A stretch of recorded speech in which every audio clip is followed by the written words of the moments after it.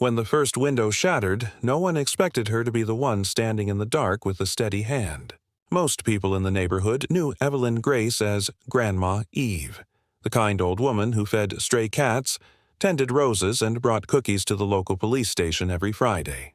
But that night, when 3 masked intruders broke into her home, they learned something the town had long forgotten: that Evelyn Grace wasn't always just a grandmother.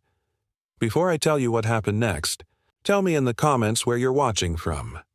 I love knowing who's listening. Evelyn lived alone in a quiet cul-de-sac on the edge of Oakfield. Her husband had passed years ago, and her children had moved across the country. Her house smelled of cinnamon and pine, filled with the gentle hum of old clocks and the faint echo of a life well lived. But beneath that calm exterior was a stillness earned through discipline, the kind that never leaves a soldier.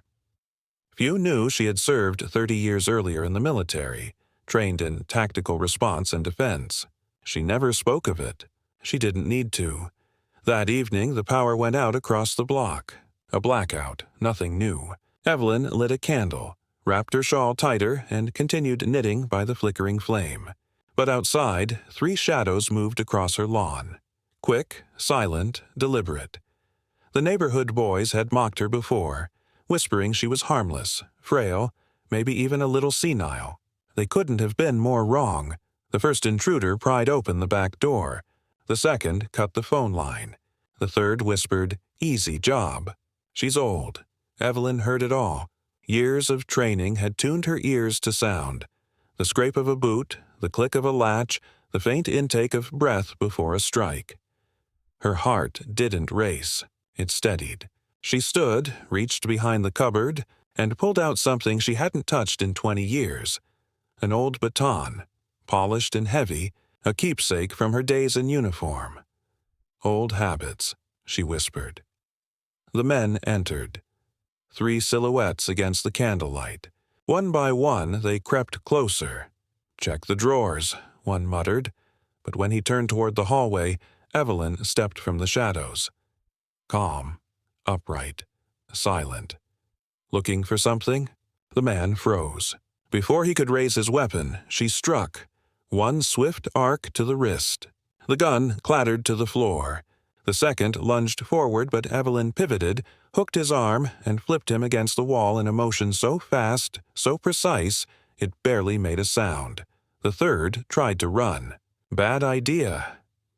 Evelyn reached for the pepper spray on her shelf, a habit from years of caution, and caught him square in the eyes.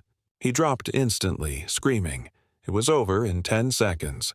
The room fell still, the candle still flickering in the corner as 3 grown men lay groaning on the ground, disarmed and defeated by a woman old enough to be their grandmother. Evelyn sighed, lowering her baton. Her hands trembled slightly now that the adrenaline had passed. She walked to the window, drew back the curtain, and signaled the flashlight. 1 long beam, 2 short flashes. The prearranged signal with her neighbor, a retired officer. Within minutes, sirens echoed down the street. When the police arrived, they stared in disbelief. "Ma'am, did you do this alone?" one asked. Evelyn smiled faintly. "I offered them cookies," she said softly, "but they wanted something else." Her humor broke the tension. Even the youngest officer couldn't hide a grin. The intruders were taken away, their arrogance gone, replaced by the shame of being outmatched by someone twice their age. The next morning, word spread across Oakfield like wildfire. Neighbors who had once laughed now stood outside her home, leaving flowers and thank-you cards on her porch. Children who had mocked her now waved shyly when she walked by. But Evelyn didn't bask in it. She just went back to watering her roses, as if nothing had happened. When asked by a local reporter how she managed to stay so calm, she replied, "When you've seen real fear, you learn not to waste it on shadows." And that line stayed with everyone who heard it. That evening, she sat on her porch, sipping tea as the sun set over the quiet street. The world had changed so much, but one truth hadn't. Strength doesn't fade with age. It simply learns to move slower, quieter, wiser. For Evelyn, the moment wasn't about pride or revenge. It was about peace, the peace of knowing that courage doesn't retire, and dignity doesn't bow to fear. Because bravery isn't about youth or muscle. It's about stillness, grace, and the choice to stand when the world expects you to fall. Because true strength doesn't make noise.